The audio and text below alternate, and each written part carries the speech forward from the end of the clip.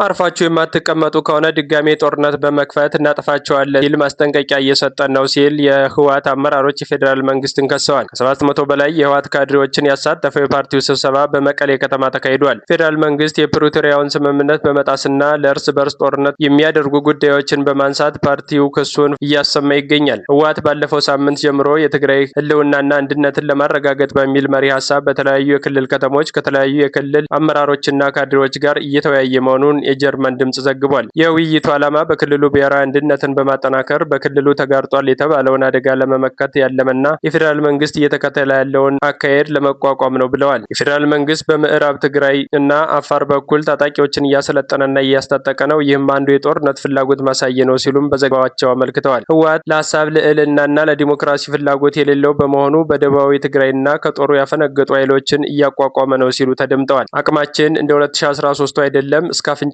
ታጥቀናል ሲሉም አንድ ከፍተኛ የህወሓት የጦር መኮንን ተናገሩ። ያጠፉን እየዛቱ ነው፣ ነገር ግን እንታገላለን፣ አንጠፋላቸውም በማለት ጠንከር ያለ ንግግር አድርገዋል። ይህ በእንዲህ እንዳለ ጀነራል ታደሰ ወረደ በሰራዊቱ ጉዳይ አዲስ የሰጡት ውሳኔ ውዝግብ ፈጥሯል። በምርጫ ቦርድ ህጋዊነቱን ያጣው ህወሓት የፕሪቶሪያውን ስምምነት አምዶችን እየናዳቸው ይገኛል። የድርጅቱ መኮንኖች ማዕከላዊ መንግስቱን እንደ ጠላት የፈረጀ ሲሆን ሰፊ ወታደራዊ ዝግጅት እያደረጉ ይገኛሉ። ለአብነትም በሁመራ ሽረና አቅራቢያ አሰልጥነው ያሰማሩት አርሚ 7 ጦር ተጠቃሽ ነው። በተጨማሪም የህወሓት ልሳን ወይም ሚዲያ ላይ ወታደራዊ አዛዦች በጠንካራ ቃላት የታጀበ ቅስቀሳ እያደረጉ ነው። ይህ ቅስቀሳቸው ከሰሞኑም ቀጥሏል ተብሏል። ወደ አዞል በሚል ቅጽል ስም የሚታወቁት የአርሚ 17 አዛዥ እስከ አፍንጫችን ታጥቀናል ሲሉም ተደምጠዋል። በቴክኖሎጂ በከባባድ መሳሪያዎች በህዝብ ብዛት እናጠፋቸዋለን እያሉ ነው። እኛ ግን አንጠፋም፣ እንታገላለን። እንደ 2013 አይደለንም፣ እነርሱም እንደ 2013 አይደለም፣ ተከፋፍለዋል፣ እርስ በርስ እየተዋጉ ነው። ያኔ ሁሉም ክልሎች ወግተውናል፣ ዛሬ ግን አይወጉንም።